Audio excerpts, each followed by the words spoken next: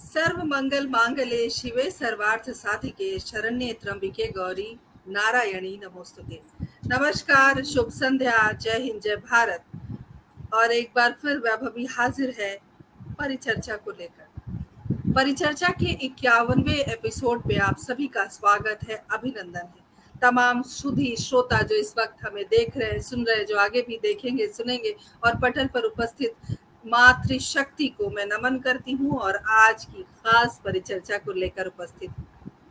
दोस्तों, क्या आपको पता है कि मिठाई खाने से क्या क्या लाभ हो सकते हैं? मिठाई एक ऐसी चीज है,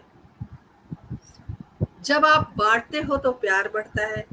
जब आपको वो मिठाई मिलती है तो आपको सामने वाले के प्रति एक सकारात्मक सोच बनती है। प्रेम को बढ़ाने का सबसे बेहतर तरीका अगर कुछ है तो मुंह मीठा कराया जाए, और इसीलिए आज की परिचर्चा का विषय हमने रखा कुछ मीठा हो जाए। और क्यों ना हो, त्योहारों का समय जो है, भारत अनेकता में एकता लिए परंपरागत असंख्य त्योहार, असंख्य लोग, असंख्य परंपराओं को अपने आंचल में समेटा हुआ खड़ा है, दृढ़ निश्चयी। और जहाँ त्योहारों की बात होती है, दीपावली की बात होती है, दशहरे की बात हो, होली हो, कोई भी त्योहार हो, पोंगल हो, गुड़ी पड़वा हो, कोई भी त्योहार हो, नवरात्रि हो, तो मिठाई का जिक्र ना हो और घर घर मिठाई ना बने, ऐसा तो हो ही नहीं सकता। तो हमने भी सोचा क्यों हम पीछे रहें, क्यों ना हम मिठाई पर कुछ बात करें, क्यों ना कुछ मीठा हो जाए। और आज इस मीठा अनुभव प्राप्त करने के लिए, मिठाई के बारे में जिक्र करने के लिए, हालांकि ये बहुत बड़ा और बहुत गंभीर विषय है, लेकिन हल्के फुल्के अंदाज से आज प्रस्तुत करेंगे। और सबसे पहले आदरणीय डॉक्टर पुष्पलता तनेजा जी का अभिनंदन करती हूँ, स्वागत करती हूँ। केंद्रीय हिंदी निदेशालय में निदेशक के पद से आप सेवानिवृत्त हुई हैं और इस पटल की हमेशा सबसे पहले आकर शोभा बढ़ाती हैं। एक बहुत अच्छी बात है, मैं आप सभी से शेयर करना चाहती हूँ, आप सभी को बताना चाहती हूँ कि अपने भावनात्मक कल्याण में योगदान के लिए मिठाई बहुत महत्वपूर्ण भूमिका निभाती है। और उसी मिठाई के बारे में हम बात कर रहे हैं। आगंतुक अतिथियों का हम स्वागत करते हैं। सबसे पहले किरण जानवे जी, जो मेरी तस्वीर के बिल्कुल बगल में बैठी हैं। किरण जी, बहुत बहुत अभिनंदन, स्वागत। आप एक गृहिणी हैं, और जो गृहिणी होती है वो बहुत सशक्त महिला होती है, जिसके ऊपर पूरे घर का भार होता है। और आप महाराष्ट्र को रिप्रेजेंट करेंगी आज, महाराष्ट्र की मिठाइयों के बारे में बताएंगी। और उसके बाद हमारे साथ किरण जी के बगल में आप देख पा रहे हो त्रिशा चक्रधर चटर्जी जी हैं, जो कि एक अभिनेत्री हैं, कोलकाता से हमसे जुड़ी हैं। और आप सभी को बताते हुए बहुत हर्ष की अनुभूति हो रही है कि अगर मिठाइयों के शहर की बात की जाए तो कोलकाता मिठाइयों का शहर है। इसलिए हमने इस बार सोचा अलग अलग परंपराओं को एक साथ समावेश करके इस पटल की शोभा बढ़ाएं। इसलिए हमने अलग अलग राज्यों से वक्ताओं को एकत्रित किया है, अलग अलग अपनी पारंपरिक मिठाइयों के बारे में बात करेंगे। तो आपका बहुत बहुत ऋषा जी अभिनंदन है, स्वागत है। और हमसे जुड़ी इतने मुश्किल आपका शेड्यूल होता है, फिर भी थोड़ा वक्त आपने निकाला, बहुत बहुत अभिनंदन। हमारे साथ आदरणीय प्रमीला शरद व्यास जी जुड़ी हुई हैं, जो बहुत प्रसिद्ध लेखिका हैं, कवित्री हैं और मेरी बड़ी बहन जैसी हैं। बहुत अभिनंदन, स्वागत। आप राजस्थान को रिप्रेजेंट करेंगी आज। और हमारे साथ बिंदु जी जुड़ी हुई हैं, बिंदु पीवी, जो सहायक निदेशक के पद पर है केंद्रीय हिंदी निदेशालय में। बहुत बहुत अभिनंदन, स्वागत। और आप केरल को आज रिप्रेजेंट करेंगी, केरल का प्रतिनिधित्व करेंगी।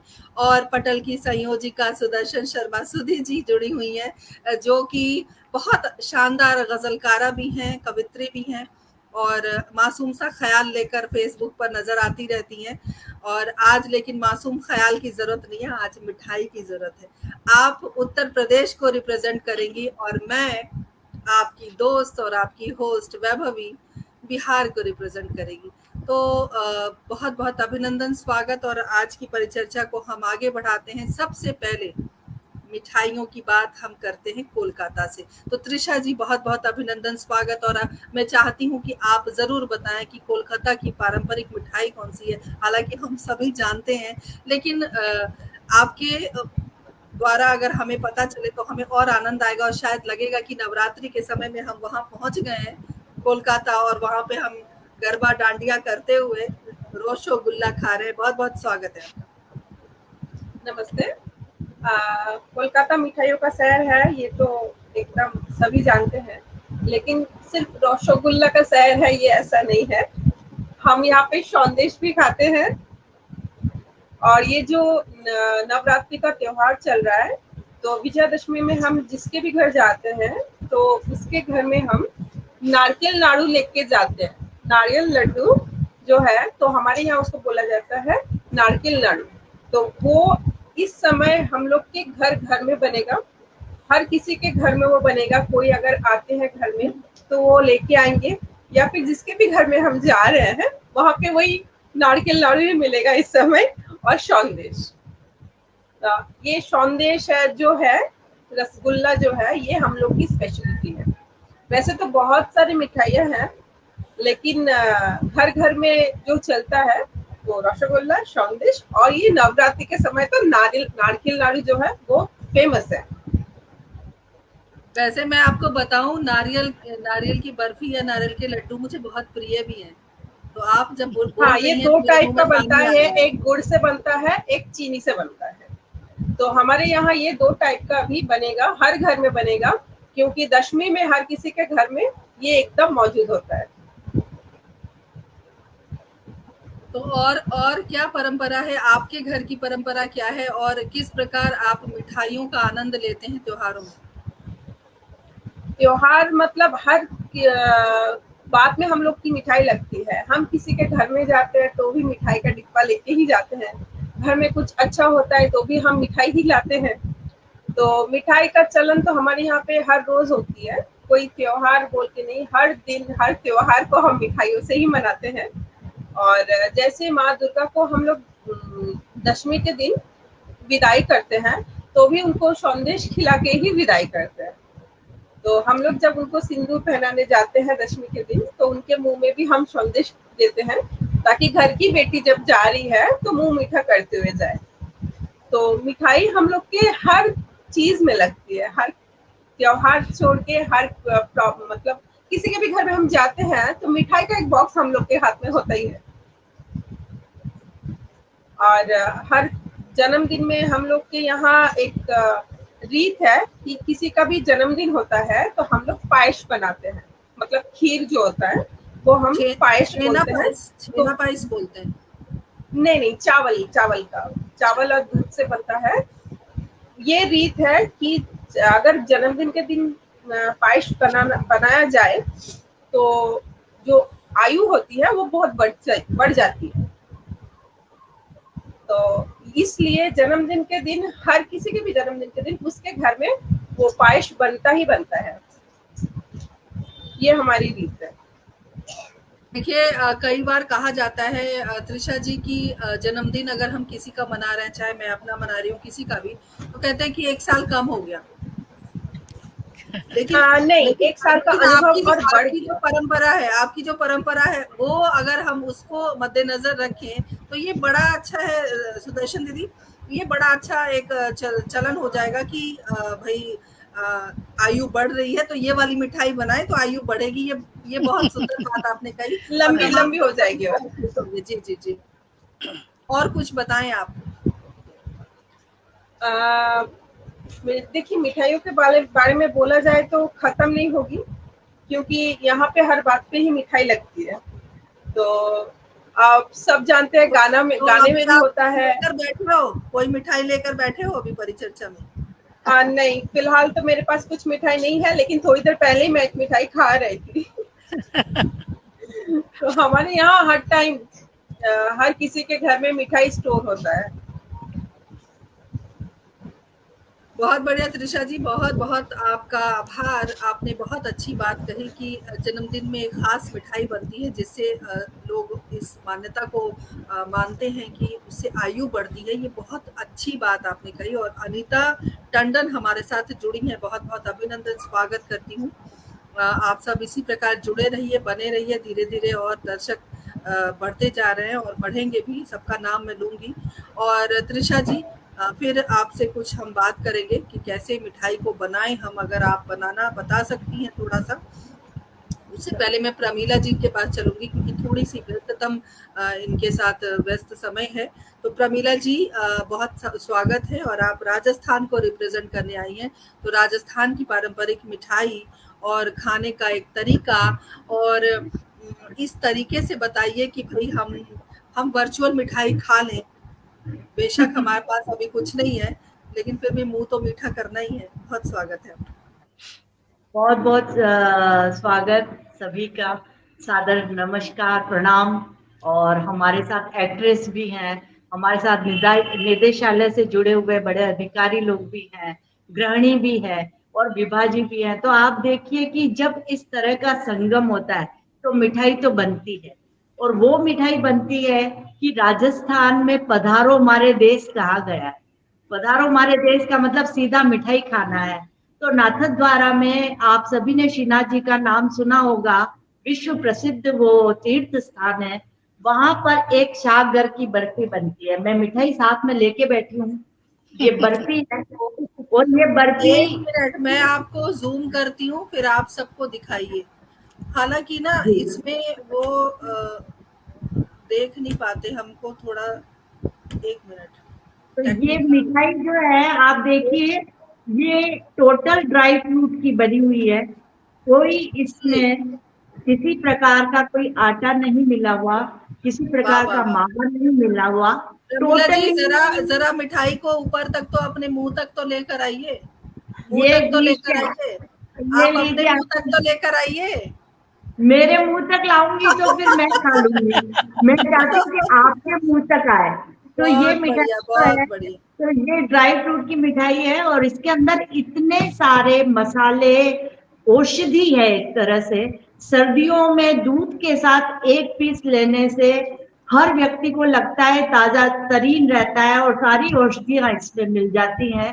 और इसमें आटा नहीं होता, हम इसको व्रत के समय भी ले सकते हैं। और इतनी महंगी होने के बावजूद भी आप मेवाड़ के, राजस्थान के, गुजरात के, स्पेशली पुष्टि मार्ग के लोग इसका सेवन बहुत ज्यादा करते हैं। तो ये हर घर में पाई जाती है। और अभी हमारे त्योहार है तो इसके बगैर तो मेरे हस्बैंड खाना खाते ही नहीं है। तो ये डाइनिंग पे हमेशा बना रहता है। फिर दूसरी एक मिठाई बहुत चर्चित मिठाई है, ये है ये है मलाई बर्फी। ये मलाई बर्फी आप देखिए, ये सिर्फ मलाई को घोट कर शक्कर में बनाई जाती है। इसमें भी कोई पाउडर नहीं होता, कोई दूसरी कोई अन्य चीज नहीं होती। आप व्रत में इसे खाएं और बिल्कुल प्योर, जैसे आप अभी ताजा निकाला हुआ दूध पी रहे हो ऐसा स्वाद आपको आता है। और हमेशा हेल्दी होती है, किसी प्रकार की कोई अन्य इसमें मिलावट नहीं होने से हमारे स्वास्थ्य के लिए बहुत ही बलशाली है। अब मैं आती हूँ राजस्थान की बात पे। राजस्थान की मिठाइयों में दाल बाटी चूरमा सभी जानते हैं और ये पूरे विश्व में प्रसिद्ध है। पधारो हमारे देश के साथ थाली लगी होती है, उसमें दाल बाटी चूरमा लड्डू होते हैं। और चूरमा होता है, गुड़ से भी बनता है और शक्कर से भी बनता है। और घी गुड़ और शक्कर, ये तीन चीजें मिला करके हम सीधी से सीधी रोटी में उसको शक्कर और घी को स्टफ किया, पराठा बनाया और मिठाई तैयार। सर्दी के बहुत दिन है तो गुड़ और तिल्ली, सफेद तिल जिसको बोलते हैं, उनको और घी में गरम किया, हल्का सा गरम करते ही पराठे में स्टफ किया और घी में तर बतर करके और आप परोस दीजिए। तो उससे स्वादिष्ट कोई मिठाई नहीं लगती।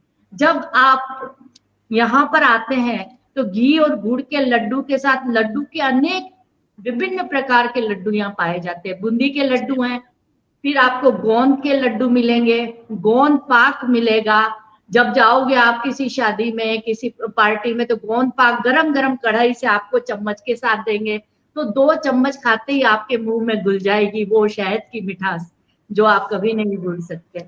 और उसके बाद आप देखिए कि जब हम वो गोंद पाक और वो सब छोड़ते तो आगे आते हलवा। हलवा भी वेरियस टाइप्स ऑफ हलवा है। यहाँ पे मूंग दाल हलवा होता है, यहाँ पे बादाम का हलवा बनता है, अंजीर का हलवा बनता है, ड्राई फ्रूट्स का हलवा बनता है। इन सभी हलवा बनाने वाले इतने चतुराई से हलवा बनाते हैं, आप गैस भी नहीं कर सकते कि इसमें आटा नहीं है। और इतनी अच्छी सिकाई के बाद आपके मुंह में जाते ही वो घुल जाता है, और स्वाद और स्वास्थ्य दोनों आपके लिए बरकरार रखता है। तो वो मिठाई कभी आपको नुकसान नहीं करती। एक बारीक बात और मैं बताऊंगी कि हम हर एक लोग मिठाइयों में इलायची पाउडर डालते हैं। श्रीनाथ जी की मिठाई में एक बराश आता है व्हाइट कलर का, वो बराश चुटकी भर डाला जाता है, और उस बराश से हल्का सा तेजीपन मिठाई में आता है। पर ऐसा कहा जाता है कि उस बराश वाली मिठाई को आप रोज खाएं तो आपकी शुगर लेवल के ऊपर कोई असर नहीं पड़ता, वो शुगर लेवल को डाउन भी करता है। तो हम खीर भी बनाते हैं तो हल्का सा बराश डालते हैं। हम दूध का कोई भी वैरायटी बनाएंगे, लड्डू बनाएंगे या और भी, जैसे अभी नारियल की मिठाई के बारे में बताया, तो भी वो उसमें हम बराश डालते हैं, तो उससे आपके शुगर लेवल कंट्रोल रहता है। और 80-90 इयर्स के लोग भी मजे से लड्डू सुबह शाम पहले लड्डू खाते हैं और उसके बाद वो दूसरा खाना खाते हैं। प्रमीला जी, अगर एक मिठाई की रेसिपी अगर आप हमारे दर्शकों को बता दे तो उन्हें खुशी होगी। अभी डॉक्टर पुष्पलता तनेजा जी ने लिखा है, मैं आपको दिखाती हूँ कि स्वीट्स की रेसिपी अगर बता दे तो बड़ा अच्छा रहेगा।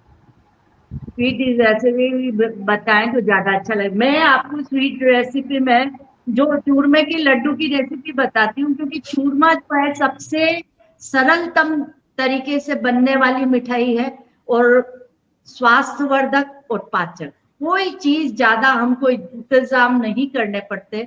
गेहूं का आटा होता है, उसको थोड़ा मोटा दरदरा पीस लें तो ज्यादा बढ़िया, वरना जो आटा है उसे ले लें, अच्छे से उसमें घी डालें, और घी ऐसा डालें कि एक बार वो हाथ में बांधने से बंध जाए, बिना पानी डाले भी। इतना मोयन उसमें होना चाहिए कि आप जब आटे को हाथ में ऐसे बांधे तो मुट्ठी में ऐसा बंध जाए। फिर आप उसको हल्के हल्का आटा डालते हुए इकट्ठा उसको गूंद लीजिए, फिर उसके मुठिये बना लीजिए, फिर शुद्ध घी में उन मुठियों को सुनहरा तल लीजिए। तलने के बाद मिक्सी में ग्राइंड कर लें। वो ग्राइंड होके सब सारा भूरा जब आपकी थाली के अंदर आ जाएगा, फिर आपको घी डालना है और घी गरम करना है। इतना घी गरम करना है कि अगर आप गुड़ के लड्डू बनाना चाहते हैं तो गुड़ उसमें पिघल जाए। जैसे ही गुड़ उसमें पिघल जाता है, वो घी और गुड़ का जो सॉल्यूशन है वो सारा आप आटे में उड़ेल दे, और फिर बारीक बारीक बारीक बारीक हाथों से, लगभग उसको सबसे ज्यादा इसमें कुशलता वो होती है कि आप अपने हाथों से उसके बारीक बारीक तरीके से उसको मसलते रहें, एक भी उसमें कड़ी ना रहे, एक भी कण ना बचे, एक साथ वो घी गुड़ सब एक साथ मिल जाए। फिर आप चाहें तो जितने सारे ड्राई फ्रूट्स आपके पास हों, कटोरी भर के उसमें उड़ेल दें, उसमें मिक्स कर लें। अब आप चाहें उसमें इलायची डालें, आप चाहें उसमें हमारे यहाँ पूर्वी दाने होते हैं वो डालते हैं, आप चाहें बराश डालें, आपका जो मन करता है कि ये मेरे खाने में। कई लोग सूंठ भी डाल देते हैं सर्दियों के टाइम में, तो वो सूंठ से भी गर्मी बनी रहती है। और इस तरह से आप उसके लड्डू चाहे तो लड्डू बनाएं, और आप लड्डू नहीं चाहते हैं तो आप उसको ऐसे चूरमे जैसे करें। और अगर यदि शक्कर का बनाना है तो वो जो गरम गरम आपने निकाला है मिक्सी में से, जितना आपने उसका मुठिए का जितना भी चूरा आपने निकाला है, घी को गरम करके, अच्छा कड़क घी गरम करके उस चूरे पे बिखेर दीजिए। वो उस भाप से वो अंदर परात में ही अच्छा सा सिक जाएगा। फिर हल्का सा ठंडा हो जाए, फिर पिसी हुई शक्कर डालें। गरम में शक्कर डालेंगे तो वो चिपचिपा हो जाएगा, तो थोड़ा ठंडा हो जाए फिर उसमें शक्कर का बुरादा डालें, फिर अच्छे से एक सार कर लें। फिर आपको चूरमा रखना है तो चूरमा रखिए, और आपको लड्डू बनाने हैं तो लड्डू बनाइए। इसी के दरमियान एक और रेसिपी इसमें हमारी संक्रांत की बन जाती है, उसको हम थेपले बोलते हैं। तो ये जो सारा मसाला बनाया हुआ है उसको थाली में बिछा दे, उसको अच्छे कटोरियों से दाब दाब के पूरा थेप दे, जैसे पूरा उसमें थाली की थाली चिपट जाए। फिर शक्कर का बुरादा उसके ऊपर लपेटे, पूरा बिखेर दे, फिर एक दूसरी लेयर और डाले, फिर शक्कर का बुरादा करके उसको आप 2 लेयर 3 लेयर, जितना अच्छा घी होगा, जितना अच्छा आपने मेश किया होगा, वो थेपले में सारे थाली में जम जाएंगे। और फिर आप चाकू से थोड़ा ठंडा होने के बाद उन्हें कट करें, एक एक पीस निकालें। जब उसमें तिल और गुड़ और घी का स्वाद आएगा, आपके डाले हुए ड्राई फ्रूट्स का स्वाद आएगा, तो आप मानिए, सच मानिए कि सकरात पे मेरे बच्चे, मेरे अड़ोसी पड़ोसी 1 महीने तक खाए आंटी इतना बनाना। प्रमीला जी, आपको आपको परिचर्चा में बुलाकर मैंने लगता है बहुत बड़ी गलती कर दी। गलती कर दी, बहुत बड़ी सॉरी मुझे सॉरी बिल्कुल बुलाना नहीं चाहिए था। अब हम कैसे कंट्रोल करें, इतना बढ़िया बढ़िया रेसिपी आप बता रहे हो और इतने प्यार से बता रहे हो, मैं सोच रही हूँ कि कब खाने के लिए मिले। तो अब मैं तो चाहती हूँ कि देखो, उदयपुर में सब लोग आना चाहते हैं, झीलों का नगर है, झीलों का शहर है। और अभी तो आप देखें कि ग्लोबलाइज्ड जब देखे तो पटल पर उदयपुर का नाम सबसे पहले आता। तो आप सभी का स्वागत है, आप उदयपुर पधारे, और मेरे हाथ से बना के खिलाऊंगी, बाजार से लाके नहीं खिलाऊंगी। तो आप सभी का स्वागत है। और अभी इस तरह से हम सब आएंगे प्रमीला जी, हम सब उदयपुर आएंगे। और मैं बताना चाहती हूँ प्रमीला जी, कुछ क्षण के लिए आपको रोकूंगी क्योंकि अब सबके मुंह में पानी आ रहा है चूरमा और बाकी चीजें सुन सुन के। साबिर परवेज हमारे साथ जुड़ गए हैं, बहुत बहुत आपका स्वागत है, इस्तकबाल है साबिर, आदाब आपको। और हमारे साथ अनीता टंडन जी लगातार बनी हुई हैं, इंदिरा शर्मा जी हमारे साथ जुड़ गई हैं, बहुत बहुत अभिनंदन, स्वागत। अनुराग अगम हमारे साथ जुड़ गए हैं, बहुत बहुत स्वागत है। अच्छा हुआ आप सब जुड़ गए हैं क्योंकि अभी बहुत अच्छी अच्छी रेसिपी पता चलने वाली है और आप सब वर्चुअल मिठाई खाने के लिए तैयार रहिए। अभी हमने बहुत सारी मिठाइयाँ सामने रखा है, श्रीनाथ जी का प्रसाद है, इस प्रसाद को पाना भाग्यशाली लोगों के होता है। तो अभी तो आप पटल से ले लीजिए और फिर आप पधारिए। तो स्वागत है आपका, पधारो हमारे देश। जय श्री कृष्ण। बहुत बढ़िया है प्रमीला जी, बहुत अच्छे से आपने अपने रेसिपी को व्यक्त किया जो आपका।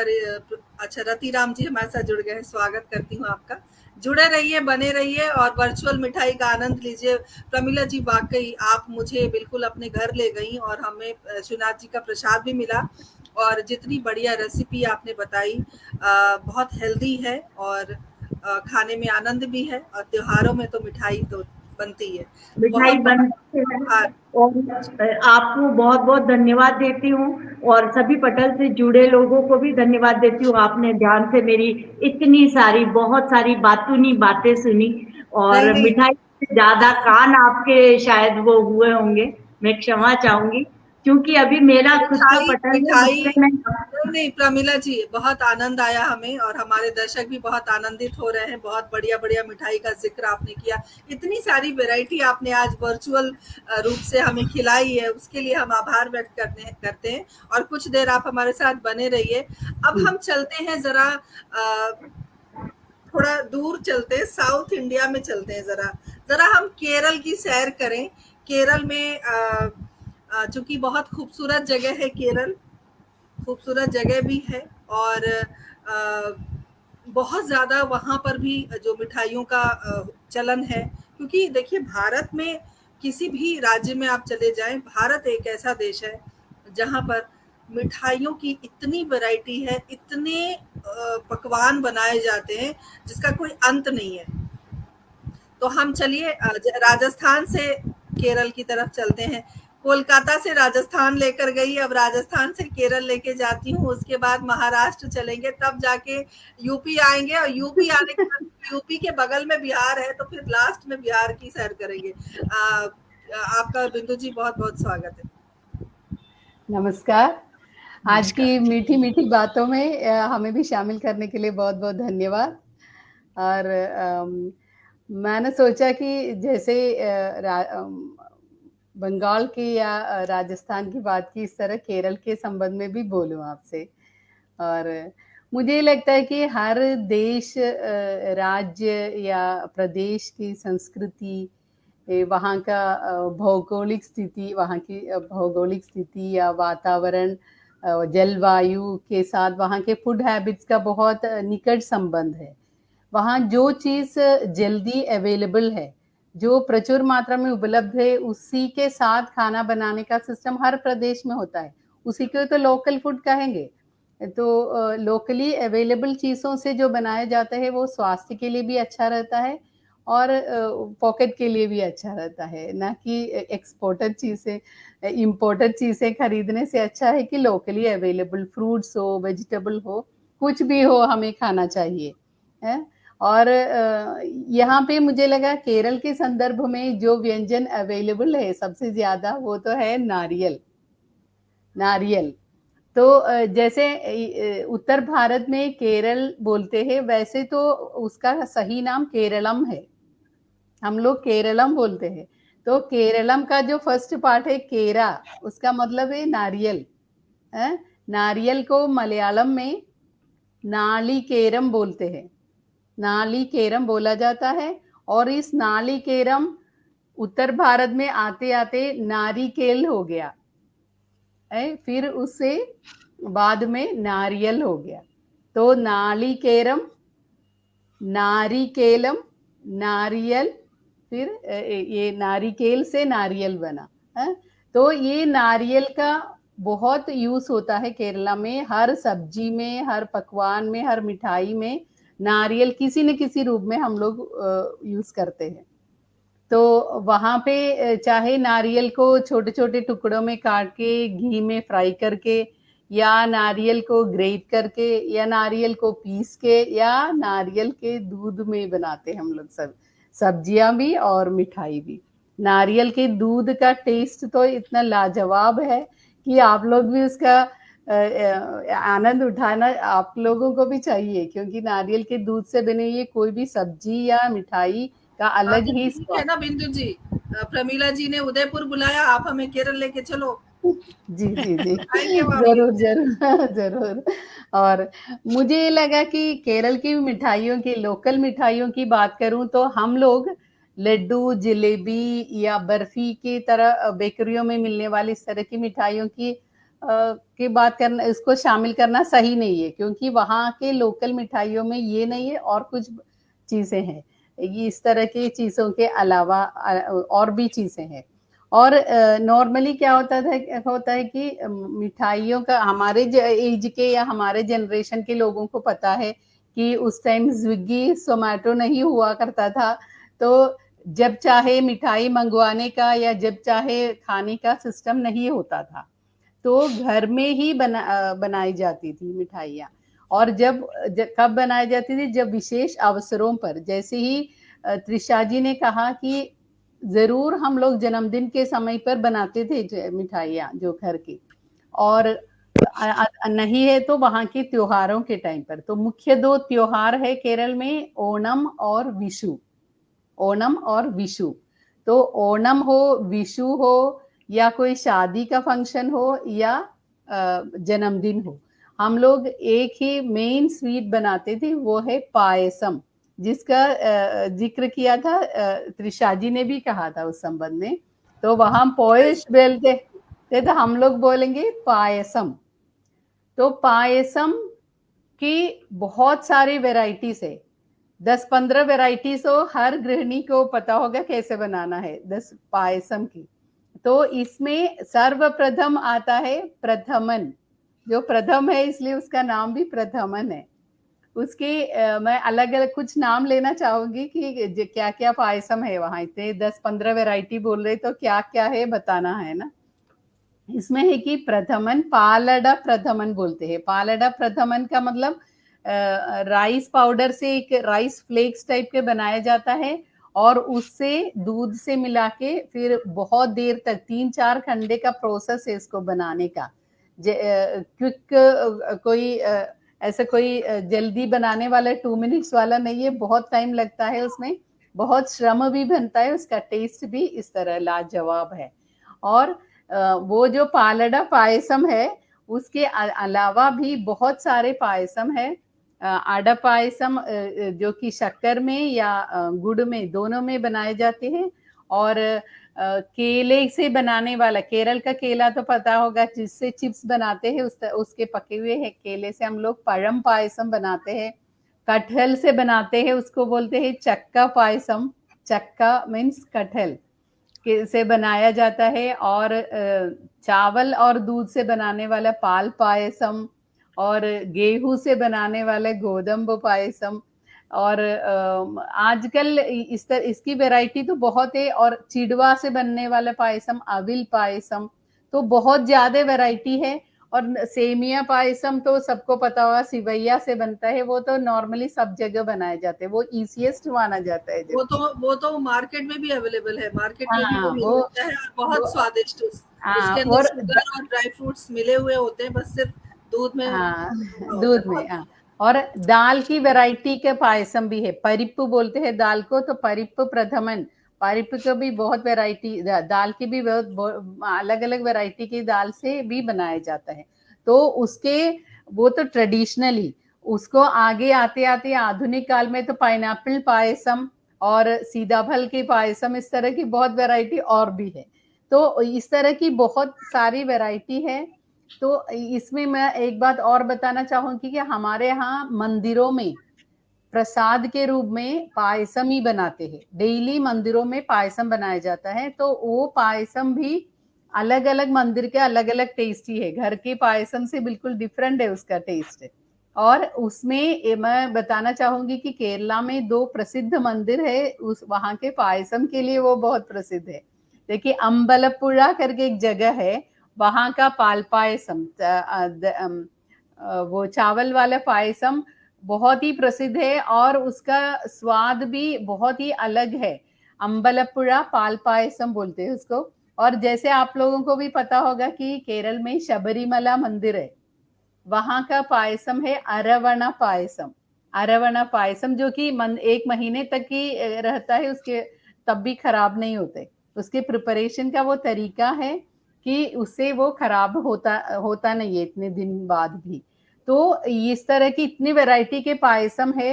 हर एक पायसम को बनाने की विधि अलग है, उसके लिए लेने वाला समय अलग अलग है, और उसके श्रम, समय और उसकी विधि के साथ साथ उसका स्वाद भी बहुत ही अलग है। पर मेरी एक शिकायत है, उत्तर भारत में आते आते इस सभी तरह के इतने सारे वैरायटी के 15-20 तरीके के वैरायटी को आप लोग एक खीर शब्द में समेट लेते हैं। वो उसके पीछे के श्रम, समय और उसके स्वाद के प्रति अन्याय है। इसलिए आप लोग समझिए कि अलग अलग पायसम में सब कुछ खीर नहीं होता, उसके अलग अलग टेस्ट है। इसलिए आप लोग भी उससे परिचित हो जाइए। बिंदु जी, और इसके बारे में हम कुछ नहीं कर सकते। हाँ, और मैं एक और बता, हम लोग शॉर्ट टाइम में, कम समय में ज्यादा समझना चाहते हैं, इसलिए चलो सब कुछ जी खीर है। जी ठीक है, ठीक है, ठीक है।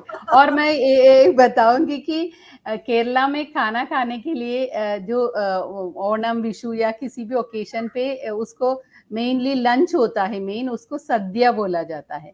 सद्या में केले के पत्ते में सब्जियां, मतलब करीब 21 वैरायटी की सब्जियों के साथ चावल परोसा जाता है। तो उसमें एक चीज को परोसने का एक क्रम होता है, पहले क्या, दूसरा, तीसरा, चौथा, क्या क्या, ऐसे नहीं है कि कहीं भी कुछ भी परोस लो, ऐसा नहीं होता। तो एक क्रम होता है, उसी के मतलब उसके बाद चावल, और पूरा खाना खाने के चावल के साथ वो खत्म करने के बाद ही पायसम की बारी आती है। और पर ये इसके साथ ही खाने का भी क्रम है कि क्या पहले क्या, कहाँ से शुरू करना है, कैसे खाना है। पर हम बच्चे जब ये सद्या के लिए बैठ जाते हैं तो हम इस क्रम को तोड़ देते थे। हमारा ध्यान केले के पत्ते के उस कोने पे चुपचाप बैठे हुए सुंदर सी उन्नीयप्पम की तरफ जाता है। उन्नीयप्पम, उन्नीयप्पम एक बहुत ही स्वादिष्ट मिठाई है, केरला के घर घर में बनाई जाती है।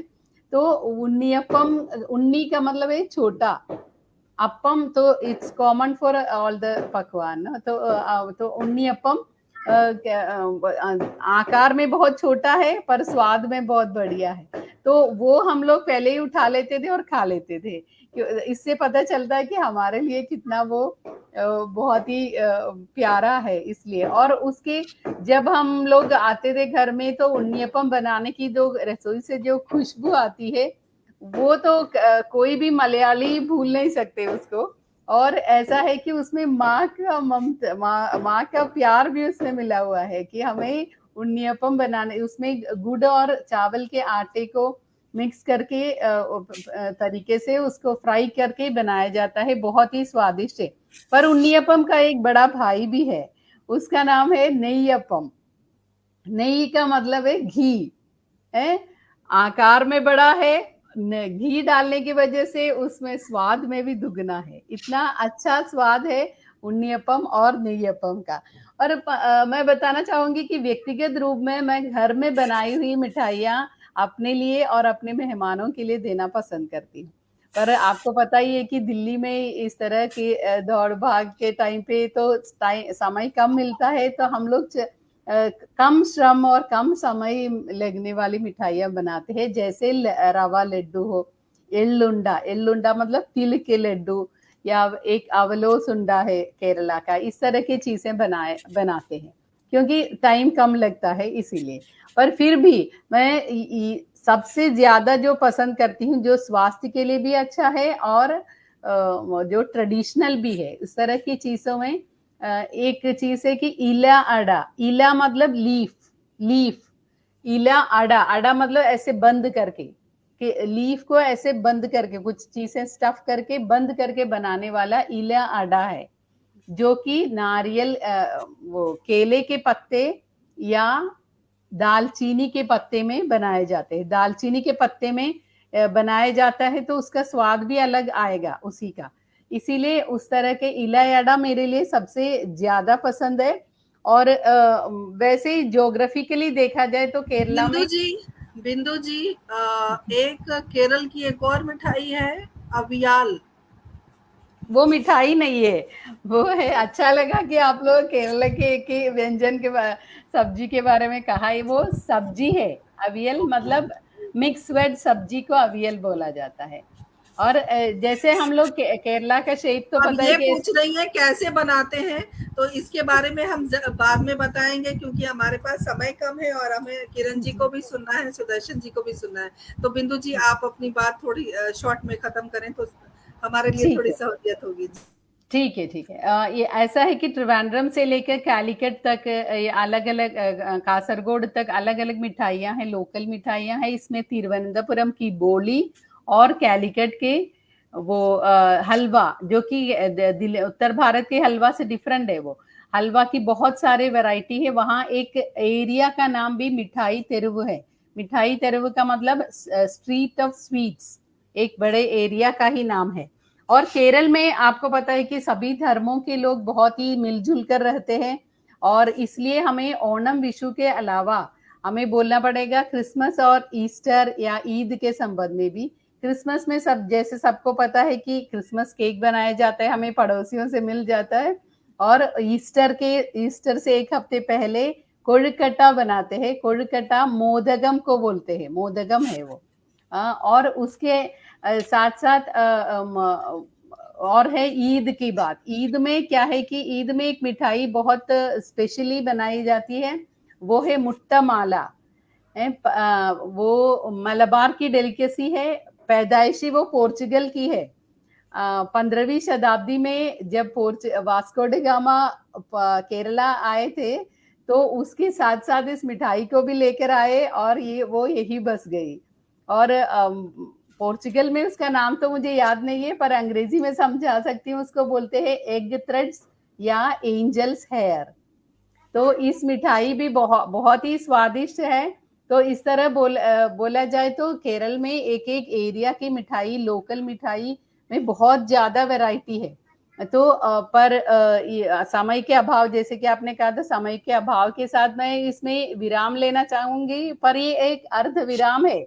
पूर्ण विराम तब होगा जब आप लोग भी केले के पत्ते में परोसे गए तरह तरह के पायसम का आनंद ले और हमें फीडबैक भेजे। तब तक के लिए हम आ रहे हैं, आपके घर आ रहे हैं, केले के पत्ते पे तरह तरह के पायसम खाने के लिए बहुत बहुत आभार आपका बिंदु जी। बहुत महत्वपूर्ण जानकारी आपने दी और तमाम दर्शकों को बताना चाहती हूँ कि मिठाई का जो टॉपिक आज हमने लिया परिचर्चा के लिए, उसका एक खास कारण ये भी है, एक तो त्योहार है सभी जानते हैं, लेकिन 14 अक्टूबर को राष्ट्रीय मिठाई दिवस के रूप में मनाया जाता है। और यानी कि कल 14 अक्टूबर और आज 15, तो हमने सोचा क्यों ना कुछ मीठा हो जाए। किरण जी के पास चलते हैं। किरण जी, नमस्कार। महाराष्ट्र को का प्रतिनिधित्व आप कर रही हैं, आपको बहुत बहुत नमस्कार। और मैं चाहूंगी कि आप महाराष्ट्र के बारे में बताएं और आपसे आग्रह है कि थोड़ा जल्दी बताएं क्योंकि समय का अभाव है थोड़ा। नमस्कार। कुछ मीठा हो जाए इसमें आपने मुझे जोड़ा, इसलिए आपका बहुत बहुत धन्यवाद। महाराष्ट्र में भी हर त्योहार पे अपनी अलग मिठाई की विशेषता होती है। जो चैत्र के महीने में गणगौर की होती है, इसलिए गणगौर पे उस दिन करंजी ही बनाई जाती है, फिक्स है। मतलब हर लोगों के घर में चैत्र का महीना होगा, गणगौर का फेस्टिवल होगा तो करंजी ही बनाई जाएगी। उसके बाद आ जाती है होली। होली पे फिर पूरन पोली का ही होता है। पूरन पोली महाराष्ट्र की एक विशेष व्यंजन है जिसको चने की दाल के साथ बनाया जाता है। चने की दाल को पका के उसको शक्कर पका के पहले शक्कर में मिक्स करके उसका एक स्टफिंग बनाया जाता है। फिर उसको रोटी में मिक्स करके पराठे की तरह से बना के उसको सेक के उसकी घी में सेकते हैं उसको, फिर उसको परोसा जाता है। लेकिन इसकी खासियत ये है कि हमारे यहाँ पूरन पोली का है। पूरन जो बनता है किसी भी उत्सव पे, महाराज जब भगवान की कोई पूजा के इसमें कराया जाता है तो उससे पूरन के दिए बनाए जाते हैं और उसी दियों में बत्ती लगा के भगवान की आरती भी उसी से हो जाती है, उसी से की जाती है। और जब भी यदि प्रसाद का जब खाना बनता है, किसी को खिलाया जाता है, तो सबसे पहले वो आरती सबको हाथ में दी जाती है, उसके बाद में खाना शुरू होता है। तो ये सारे मेन फेस्टिवल जो होंगे उसमें पूरन का होता ही है। जैसे बाकी कई जगह पे देखा गया, कहाँ वहीं कभी हलवा पूरी का होता है, जैसे राजस्थान में लापसी का होता है, लेकिन महाराष्ट्र में पूरन पोली का ही होता है। तो होली पे पूरन पोली बनेगी, सावन के अंदर पूरन पोली बनेगी, लेकिन जब गुड़ी पाड़वा आता है तो गुड़ी पाड़वा पे श्रीखंड बनता है। तो हर त्योहार का अपना फिक्स किया हुआ है कि हर त्योहार में मोस्टली सब लोगों के घरों में वही चीज बनाई जाती है। किरण जी, जो पूरन होता है उसके अंदर सिर्फ गुड़ है या कुछ और ड्राई फ्रूट्स भी डालते हैं? नहीं, गुड़ ही डलता है। गुड़ या शक्कर आपको जो पसंद होगा उसका बनाया जाता है। उसको चने की दाल को गुड़ को साथ में पकाया जाता है, तो वो उसकी जो मसाला होता है वो बिल्कुल गाढ़ा जैसा हो जाता है। जैसे अपन आलू के पराठे बनाते हैं वैसे इतना गाढ़ा हो जाता है पकने के बाद। फिर उसको ठंडा करना पड़ता है। ठंडा करने के बाद ही उसको रोटी में चने की दाल को भिगो के या फिर भिगोया जाता है, पहले भिगोया जाता है, फिर कुकर में उसको पकाया जाता है। पकाने के बाद में उसको फिर शक्कर या गुड़ के साथ में वापस मिक्स करके फिर पकाया जाता है वापस। फिर वो गाढ़ा हो जाता है। गाढ़ा होने के बाद में उसको ठंडा करके फिर उसको रोटी में भरा जाता है। तो उसका है बहुत लंबा प्रोसेस, क्योंकि ठंडा होने में टाइम लगता है, तो गर्म तो उसमें स्टफिंग होती नहीं है। इसलिए उसको बनाने में यदि बनाना होता है तो पहले घंटे 2 घंटे पहले उसको बना के रखना पड़ता है, उसके बाद में वो बनाया जाता है। उसके बाद में अब त्योहार आता है तो फिर उसके बाद में हमारे गणपति आते हैं। तो गणपति के अंदर गणपति में मोदक का गणेश जी को प्रसाद चढ़ता है। तो वो मोदक भी जो है वो उकड़ी के भी बनते हैं, मैदे के भी बनते हैं। तो मोदक के अंदर नारियल का ही स्टफिंग होता है। नारियल को कोई गुड़ में बनाता है, कोई शक्कर में बनाता है। तो पहले नारियल को कद्दूकस करके बारीक करके उसको दूध में पकाते हैं। गुड़ के साथ में कर लो या शक्कर के साथ में कर लो। फिर ठंडा होने के बाद में मैदे में स्टफ करके करते हैं तो उसको डीप फ्राई करना पड़ता है। और यदि आपने चावल में किया तो चावल की उकड़ निकालनी पड़ती है। उकड़ इन द सेंस उसको स्टीम में चावल को पकाया जाता है पहले, फिर चावल को थोड़ा सा वापस खूब मैश करके उसमें वो मसाला भर के उसको स्टीम किया जाता है। और स्टीम करने के बाद में फिर उसको घी डाल के उसके साथ वो खाया जाता है। उसके साथ साथ ही गणपति के बाद में हमारे यहाँ महालक्ष्मी जी की स्थापना होती है। उसमें करंजी, मोदक, साटोरी, ये 3 चीजें होती है जो महालक्ष्मी जी को चढ़ाई जाती है। तो वो तीनों ही चीजें, और लाडू बनते ही है।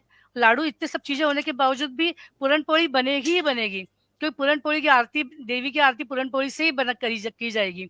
तो पूरन पोली को बनाना आवश्यक ही होता है हमारे यहाँ पे। उसके बाद में दिवाली पे तो फिर वापस सारे आ ही जाती है मिठाई। फिर हमारे यहाँ एक चिरोटे बहुत प्रसिद्ध चीज बनती है। तो चिरोटे को भी मैदे से बनाया जाता है। उसमें अलग अलग ऐसे लेयर्स बनाई जाती है। लेयर्स को बना के उसको चाशनी में डाला जाता है। वो लेयर्स ऐसी ही रहती है, सुंदर फूल के जैसे खिल जाती है वो, और वो काफी दिनों तक मिठाई वो चलती है उसकी। फिर उसके बाद हर पूनम के दिन हमारे जब पूनम का प्रसाद होता है तो हमारा शीरा बनाया जाता है। हमारे यहाँ पूनम पे प्रसाद पे शीरे का ही भोग चढ़ता है। शीरा मतलब हलवा। तो हलवा होता है, वो हलवा मोस्टली केले का बनता है। यदि आम के सीजन में आएगा तो हम आम डाल के उसमें बनाते हैं। तो शीरे के हलवा पकाने के बाद में केले का हलवा, कच्चा केला या पका हुआ? पका हुआ केला। पहले पका हुआ केला। घी कैसे में बनाते हैं? सूजी घी थोड़ी-सी में रेसिपी सूजी को बताइए। सेकेंगे। जी, घी में सूजी को सेकेंगे पहले, थोड़ा-सा सिकने के बाद में उसमें केला मैश कर देंगे। फिर केला भी उसके साथ सूजी के साथ सिकेगा, फिर उसमें दूध डाला जाएगा। दूध डालने के बाद में जैसे 1 कटोरी यदि आपने सूजी ली है तो उसमें 2.5 कटोरी दूध पड़ता है करीब-करीब। तो वो दूध डालने के बाद में उसको ढक दिया जाएगा थोड़ी देर, वो सूजी फूल जाती है। उसके बाद में उसके अंदर आपको शक्कर डालनी है। तो केले का फ्लेवर बहुत उतना अच्छा आएगा। उसके बाद में आपको उसमें इलायची डालनी है और इलायची डाल के फिर वो बिल्कुल अच्छे से बन जाएगा। केले का फ्लेवर उसमें बहुत अच्छा आता है। इसी तरह का यदि आम के सीजन में आपको आम डालना है तो केले की जगह आप आम डाल सकते हैं उसके अंदर। वैसे आम डाला जाएगा और उसके बाद उसमें इलायची जरूर नहीं डालते हम, क्योंकि इलायची से आम का फ्लेवर खत्म हो जाता है। तो वो किरण आम जी, का बनाया जाएगा। जल्दी आप बता रहे हो, मुझे बड़ा आनंद आ रहा है कि भाई समय की नाजुकता को देखते हुए आप फटाफट अपनी बात रख रहे हो, बहुत अच्छा लग रहा है। ये श्रीखंड है, उसके बारे में भी आप जरूर थोड़ा सा बताएं। जी, श्रीखंड को ऐसा है कि दही को हम लोग या तो घर में जमाते हो आप तो बहुत अच्छी बात है, यदि बाजार से लाते हो तो एक कपड़े में उसको बांध के रखना पड़ता है। तो कपड़े में कम से कम 1 घंटा भर उसको दही को बांध के रखना पड़ता है। फिर वो जो पानी निकल जाने के बाद में वो जो निकल रहता है दही का गाढ़ापन, उसको चक्का बोला जाता है मराठी में। फिर उस चक्के के अंदर तो जैसे 1 किलो में मोस्टली आप मान के चलते हैं कि पाव भर चक्का निकलता है। तो पाव के अंदर आपको 1.25 पाव चीनी मिला के उसको रख दिया जाता है। फिर उसको मैश करके या तो आप मिक्सी में करना चाहते हो तो मिक्सी में, लेकिन ये होता है कि वो लिक्विड ज़्यादा थोड़ा हो जाता है। उसका एक मशीन आता है। मशीन यदि नहीं हो तो वापस पतीले में आप कपड़ा बांधो, मलमल का बारीक कपड़ा, और उसमें वो वाला मसाला डाल के हाथ से घोटो तो भी उसकी बहुत अच्छा सा वो फ्लेवर निकलता है। फिर उसके बाद में उसको आपको केसर भिगो के रखा हुआ है, केसर डालना है, जायफल डालना है, इलायची डालनी है और फिर श्रीखंड तैयार है। यदि आपको आम का श्रीखंड बनाना है तो आम के पीसेस उसमें आपको काट के डालने हैं, वो भी आप दही में भिगो के रख दो, फिर उसको कपड़े के साथ मैश कर दोगे तो वो आम का श्रीखंड बन जाएगा। क्या बात है, क्या बात है। जैसे गृहिणी होती है, जैसे हम नवदुर्गा की बात कर रहे हैं जिनकी अष्टभुजाएं हैं, उसी प्रकार गृहिणी की भी अष्टभुजाएं होती हैं, 4 आंखें होती हैं जो हर जगह नजर दौड़ाती हैं। कितनी जल्दी आपने इतनी सारी रेसिपी बताई, और बिंदु जी वैरायटी इतनी सारी आप बताई। केरला के मतलब साउथ इंडिया के खासकर इतनी मिठाइयाँ होती हैं, और मतलब 1 घंटे में सब कुछ समेटना बड़ा मुश्किल था।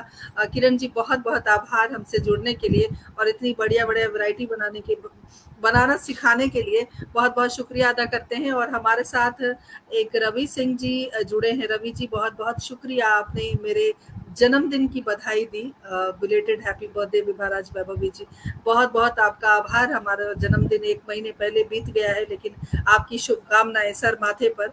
रतिराम जी लगातार बने हुए हैं, संजय जी लगातार बने हुए हैं, इंदिरा शर्मा जी लगातार बनी हुई है, डॉक्टर पुष्पलता तनेजा जी लगातार बनी हुई है। और हम उत्तर प्रदेश चलते हैं। सुदर्शन दीदी क्या लेकर आई हैं आज?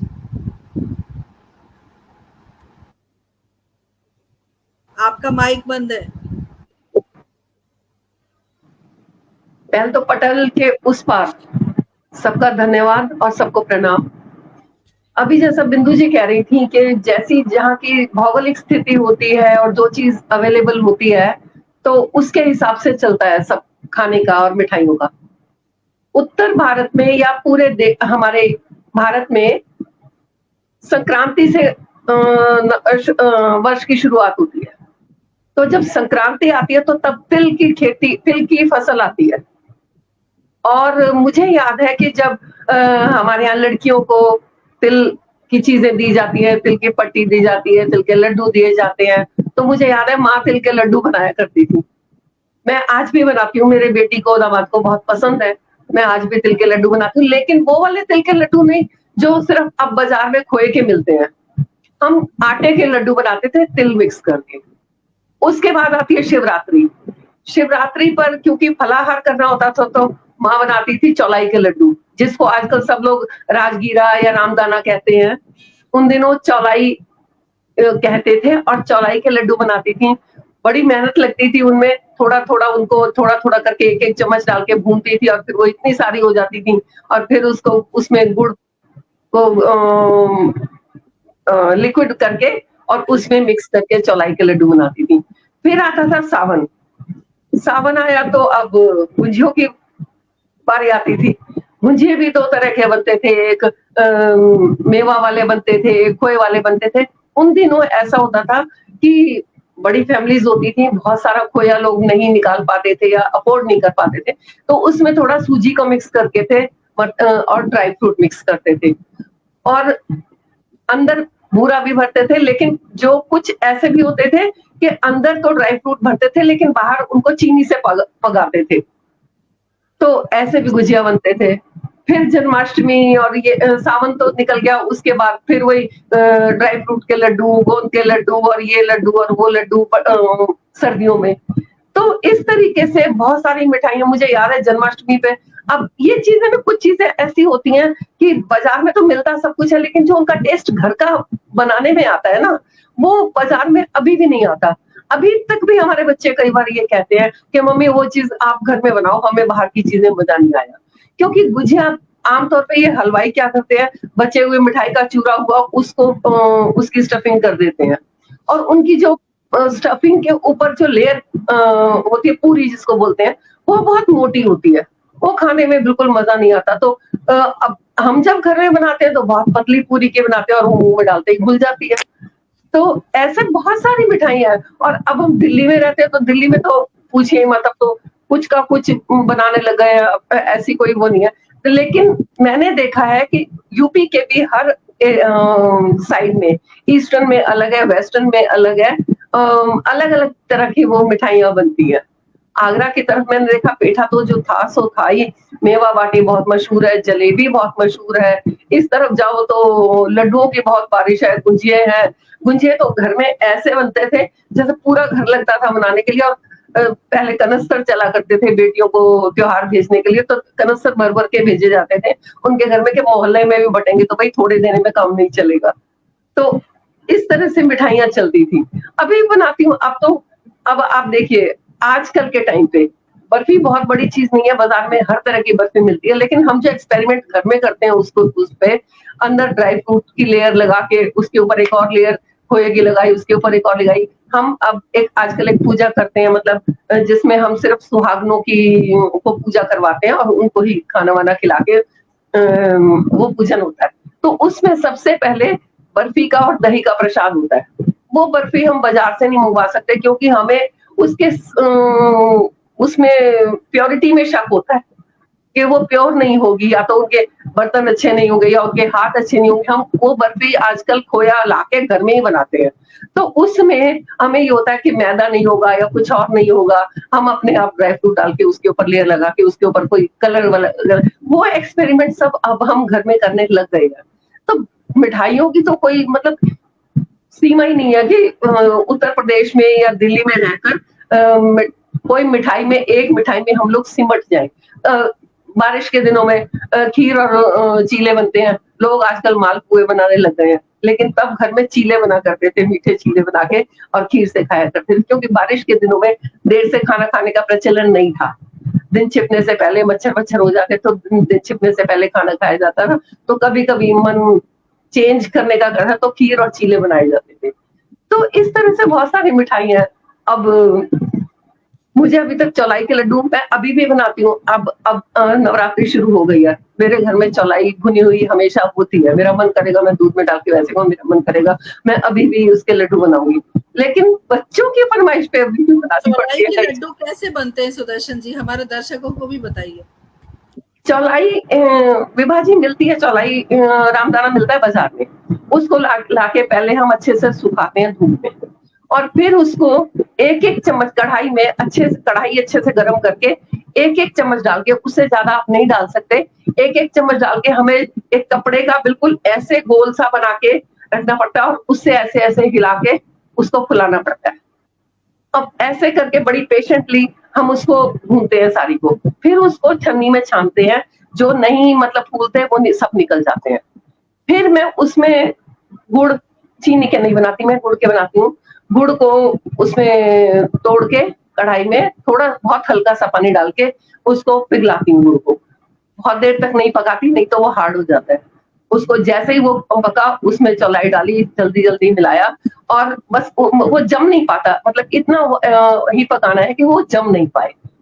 तो बस फिर पानी का हाथ लगा लगा के हाथ में ले लेके लड्डू उसको हल्के हाथ से दबा दबा के उसके लड्डू बनते हैं। लेकिन यकीन मानिए कि बाजार के लड्डू उसके आगे बिल्कुल बेकार।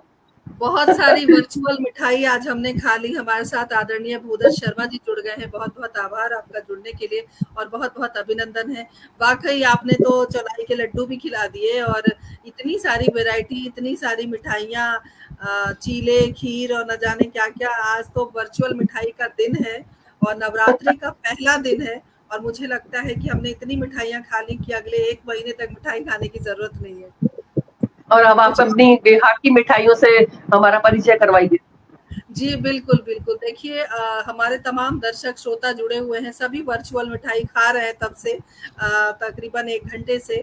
और आप सब ने अपने अपने परंपरागत मिठाइयों के बारे में आपने जिक्र किया, आपने हमें रेसिपी बताई। अगर मैं बिहार की बात करूं तो बिहार का एक प्रसिद्ध है खाजा बोलते हैं उसको, जो आटे और शक्कर से वो खाजा तैयार होता है। और खासकर जो शादी होती है तो शादी में जो लड़कियां विदा होती हैं तो खाजा दिया जाता है, वो हमारी परंपरा है। वो खाजा अगर ना दें या बूंदी के लड्डू ना देना तो फिर लोग कहेंगे कि स्वागत नहीं किया और बेटी को कुछ दिया नहीं। तो वो एक स्पेशल मिठाई है। उसके अलावा मालपुआ बहुत ज्यादा पॉपुलर है। मालपुआ हर जैसे पूरन पोई आप बनाते हो हर त्योहार में, उसी प्रकार अगर हम होली की बात करें तो बिहार के हर एक घर में मालपुए बनाए जाते हैं। और मालपुए की रेसिपी मैं बता सकती हूँ। खाजे की रेसिपी मुझे नहीं पता क्योंकि मैंने कभी ट्राई नहीं किया, लेकिन मालपुआ मैं हर होली पे बनाती हूँ तो मैं उसका जिक्र आपको बताती हूँ। मालपुए को बनाने के लिए मैदे को अच्छी तरह मैश किया जाता है, घोला जाता है और घोला इतना जाता है कि वो गाढ़ा रहे, ये ना कि एकदम पतला हो जाए। और उसको घोलकर 2-4 घंटे के लिए रख दिया जाता है। उसके बाद उसको उसमें हम पका हुआ केला, जैसे अगर आधा किलो मैदा है तो एक केले से थोड़ा कम, क्योंकि केले से वो कुरकुरा, वो जो मालपुआ है वो थोड़ा कुरकुरा बनेगा, सॉफ्ट नहीं होता बहुत ज्यादा। तो उसमें केला मैश करते हैं। उसमें ड्राई फ्रूट्स आप जो भी डालना चाहें, लेकिन ड्राई फ्रूट्स कैसे डालेंगे, पहले उसको भिगोएंगे, काजू को, बादाम को, मूंग और ये किशमिश, इन सब को भिगोएंगे। उसके बाद और छुहारा, ये 4 ड्राई फ्रूट्स उसमें डालते हैं, उसको भिगोते हैं और भिगोने के बाद उसको मिक्सी में पीसते हैं, या फिर पुराने ज़माने में सिलबट्टे पे पीसा जाता था। जब मैं छोटी थी तो हम मम्मी सिलबट्टे में पीसती थी और सिलबट्टे का स्वाद जो होता था वो बहुत ज़्यादा अच्छा होता था। जो आज भी चटनी पीसी जाती है सिलबट्टे पर, अब तो हम जिस परिवेश में रहते हैं वहाँ मिक्सर ग्राइंडर चलने लगा है, लेकिन सिलबट्टे का आनंद आज भी है। तो सिलबट्टे पर उसको पीसा जाता था और वो बहुत ज़्यादा महीन ना हो, क्योंकि थोड़ा सा मुंह में स्वाद लगना चाहिए कि हमने ड्राई फ्रूट डाला है। उसके बाद उस ड्राई फ्रूट को उसके अंदर मैदे के अंदर मिक्स करना होता है और अलग से चाशनी बनानी होती है। चाशनी आप अपने हिसाब से बना सकते हो, गाढ़ी चाशनी, अगर ज़्यादा मीठा पसंद है तो गाढ़ी बनाओ, अगर कम मीठा पसंद है तो थोड़ा सा हल्का शुगर डाल के। उसके बाद चाशनी अलग बना के रखते हैं और ड्राई फ्रूट्स के साथ वो गरी भी घिस के डालते हैं, नारियल, केरल वाला नारियल भी आ जाएगा यहाँ पर। तो नारियल घिस के डालते हैं और उसके गरी डालते हैं, नारियल नहीं, गरी जो सूखा नारियल होता है उसको घिस के डालते हैं। उसके बाद थोड़ा सा ना स्वाद के लिए सौंफ डालते हैं, मीठी सौंफ, लेकिन मीठी सौंफ जो डालते हैं वो थोड़ी कम मात्रा में। आरन सिंह जी बहुत स्वादिष्ट रेसिपी, बहुत बहुत आपका आभार जुड़ने के लिए। और पूरा प्रोग्राम देखिएगा, बहुत सारी रेसिपी आपको आज पता चलेगी क्योंकि हम मिठाइयों पर बात कर रहे हैं। उसके बाद वो घोल को अच्छे से तैयार करके एक बड़ी सी कढ़ाई होती है जो बिल्कुल चौड़ी होती है, वो हमारे बिहार में उसको ताई बोलते हैं, ताई। वो जलेबी वाली कढ़ाई होती है, चौड़ी वाली, उसमें हम घी डालते हैं, खूब सारा घी डालते हैं। उसके बाद वो कलछी से गोल गोल उसमें डाल के 4-5 जितना आप तल सको उसको, और अच्छे से सेकने के बाद उसको निकाल के चाशनी में डालते हैं। और चाशनी में डाल के आप 2 तरीके से खा सकते हो, या वैसे ही खाओ या फिर अलग से जो रेवड़ी होती है ना, जैसे खोया हम बनाते हैं, तो जैसे पेड़ा बनाने के लिए या फिर बर्फी बनाने के लिए खोए को बहुत ज्यादा भून देते हैं और बहुत ज्यादा वो स्टफिंग के लायक हो जाता है, लेकिन यहाँ ना पतली सी रेवड़ी बनानी होती है दूध को गाढ़ा करके, रबड़ी, तो वो रबड़ी हाँ, वो मालपुए के ऊपर आप डाल सकते हो और बहुत मजा आता है खाने में, बड़ा आनंद आता है। और इतना आनंद आता है जितना आनंद आप मेरे चेहरे पर इस वक्त देख रहे हो, और बहुत सारे व्यंजनों के नाम से ही मुंह में पानी आ रहा है। बिल्कुल भाई साहब, आप बिल्कुल सही कह रहे हैं। और कुछ मीठा हो जाए, जो हमने टॉपिक रखा था वो एक विषय, सिर्फ विषय नहीं है, ये भारतीय परंपरा को 1 घंटे में समेटने का एक जरिया मात्र है।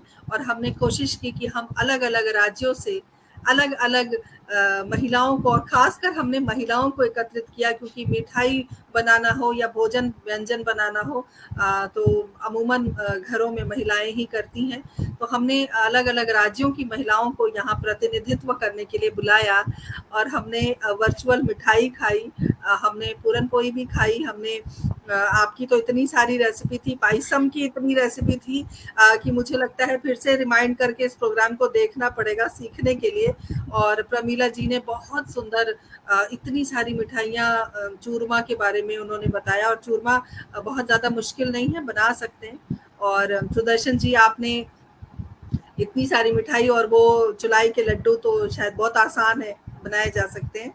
और हमारी कोलकाता की जो एक्ट्रेस थी, उनका नेटवर्क थोड़ा सा डिस्टर्ब कर रहा था, मुझे पहले से पता था, इसीलिए मैंने उनको पहले बुलाया। पहले बुलाने का कारण ये था कि कोलकाता जो है वो मिठाइयों का शहर है, उन्होंने भी अपने राज्य के बारे में इतनी अच्छी अच्छी मिठाइयाँ, और जो नारियल के लड्डू होते, देखिए नारियल हर जगह आया है, आपने देखा होगा, कोलकाता से लेके बिहार तक नारियल ने पीछा नहीं छोड़ा।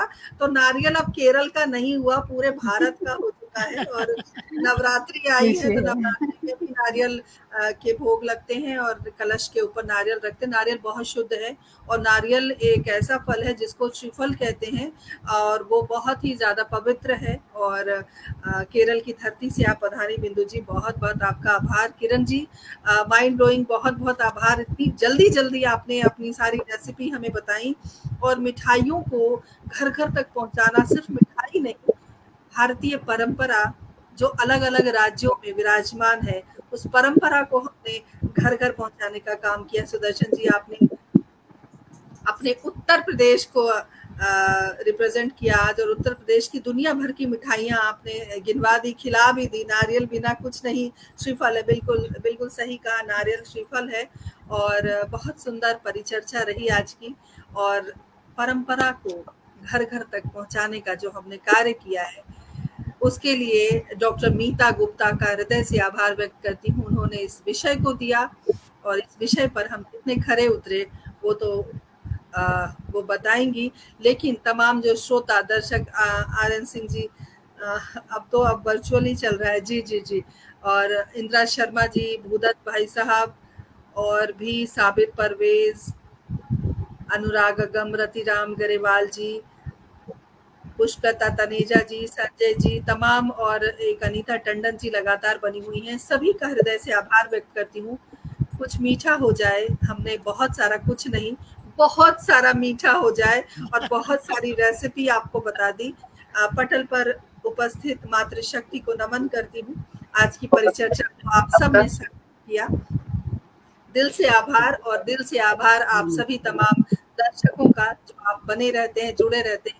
आप सभी से निवेदन करती हूँ, हिंदी साहित्य संस्थान दिल्ली का अपना यूट्यूब का चैनल भी है, उसे भी आप सब्सक्राइब करें, और कार्यक्रम को शेयर करते चलें, ताकि हम घर घर में भारतीय परंपरा को पहुंचा सके। बहुत बहुत आभार आप सभी का। बहुत बहुत धन्यवाद आपको। धन्यवाद आपको।